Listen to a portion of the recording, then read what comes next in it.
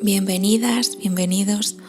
Hoy quiero hablar de una emoción que todos conocemos, pero que casi nadie entiende bien: la ira. La ira es una de las emociones más demonizadas. Se nos dice que hay que controlarla, reprimirla o eliminarla, pero nadie nos enseña a entenderla. Cuando hay una emoción que no se entiende, esta desborda, con lo que acaba afectando a los demás. ¿Y qué es realmente la ira? Desde la psicología, la ira es una emoción primaria, automática. Surge ante la injusticia, la frustración, una amenaza o falta de reconocimiento. No es buena ni mala, es información. La ira es una señal de alarma. El problema empieza cuando confundimos la alarma con una orden de ataque. La ira avisa, no decide. Durante la carrera estudié a Daniel Goleman, al cual le conocemos porque hizo popular el concepto de inteligencia emocional.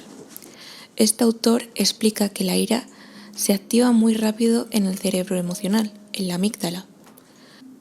Es decir, nos empuja a reaccionar impulsivamente si no hay conciencia emocional. Puede secuestrar al cerebro racional, es decir, la corteza prefrontal, lo que llamamos secuestro emocional.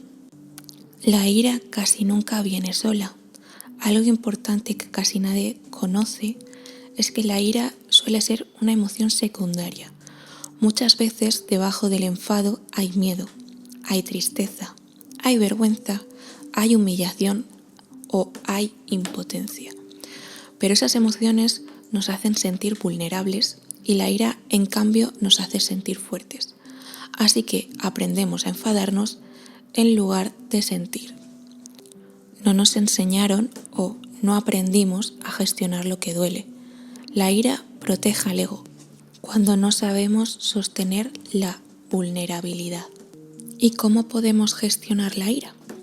Gestionar la ira no significa reprimirla, porque si la reprimimos se convierte en resentimiento. Tampoco significa expresar sin límites, eso la convierte en violencia. Gestionarla significa reconocerla y regularla. El primer paso es la conciencia emocional, identificar qué estamos sintiendo. La rueda de las emociones nos puede ayudar en este momento. Os dejaré un link. Tras ponerle nombre a lo que sentimos, detectar qué nos está causando esa emoción. A veces es difícil reconocerlo y esto no se consigue de un día para otro, lleva su tiempo. El segundo paso es la autorregulación. Pausarnos. Aquí hay un ejercicio que a mí me viene muy bien, es echarte 2 pasos para atrás. Me ayuda a que la emoción no me secuestre. También está la respiración o el movimiento. Hay personas que para salir de ese estado les viene bien moverse. No sé si habéis visto en alguna peli cuando una persona empieza a andar de un lado para otro, es una forma de autorregulación. O directamente salir de la zona en la que estamos teniendo ese conflicto. El tiempo también es una forma de autorregulación. Si estáis en una conversación y la ira empieza a asomarse, muchas veces se necesita poner pausa para no decir las cosas en caliente, como se suele decir. También os voy a dejar algunas preguntas que sirven como también autorreguladoras, y es: ¿estoy interpretando esto como un ataque personal? ¿Hay otra explicación posible? ¿Y qué parte sí puedo controlar? Cambiar la interpretación reduce la carga emocional. Y como decía al principio, para poder gestionar esta ira, lo que vamos a hacer es canalizarla. La ira tiene mucha fuerza y para canalizarla nos puede ayudar tanto el ejercicio, la escritura, alguna actividad creativa, ya sea cantar, ya sea pintar. También tener conversaciones conscientes con las personas con las que aquellas nos sale la ira o pero siempre poniendo límites claros. Y con esto quiero decir, la ira bien gestionada no destruye, sino protege. Pero ¿qué pasa si la ira no se gestiona bien?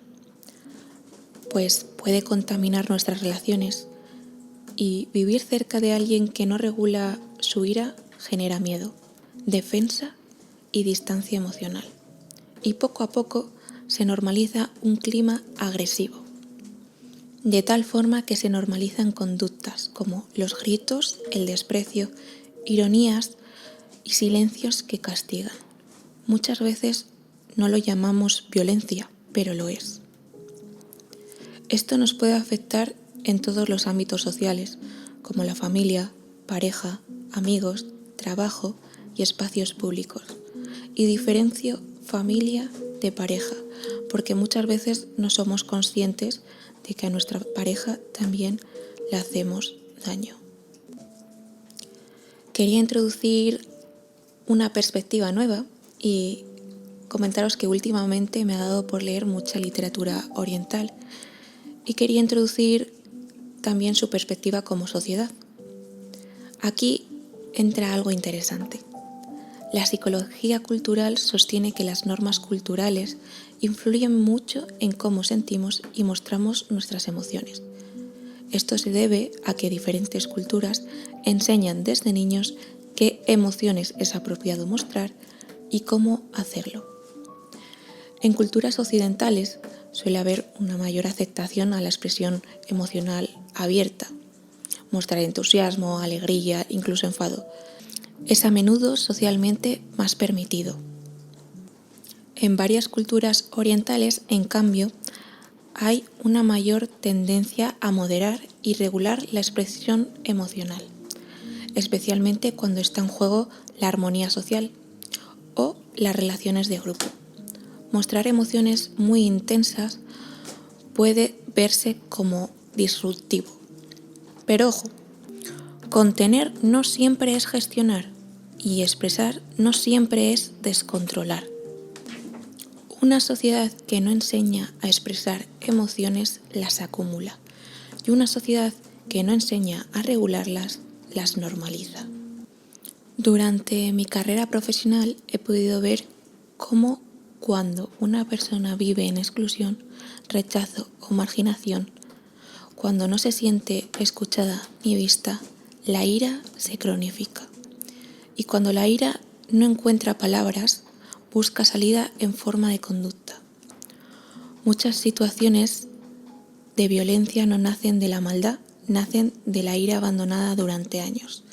Esto no justifica la violencia, pero sí la explica. Y lo que explica es que se puede prevenir. Vivimos en una sociedad que castiga la violencia, pero ignora el origen emocional. Y aquí me pongo un poco crítica. ¿Y qué responsabilidad tiene la sociedad? Pues bueno, yo en mi análisis he visto que la falta de educación emocional desde la infancia, la falta de prevención, la falta de enseñar que sentir no es un problema y que el problema es no saber qué hacer con lo que sentimos. La falta de espacios seguros de expresión. Con esto me refiero a incrementar el número de psicólogos y psiquiatras en la sanidad pública, reducir los tiempos de espera y mejorar la atención en el ámbito escolar y comunitario, porque ahora mismo ir a terapia es un privilegio. Y bueno, espero que os haya gustado este capítulo y recordar, entender la ira no es excusar la violencia, es evitar que ocurra. La ira no es el enemigo, es el mensaje. Nos habla de un dolor, de límites y de justicia. Escuchar ese mensaje con conciencia nos hace más libres. Ignorarlo nos hace más peligrosos, como persona y como sociedad. Y bueno, me despido con una pregunta y es, ¿qué haces tú con tu ira cuando aparece? Un abrazo lleno de comprensión y de amor.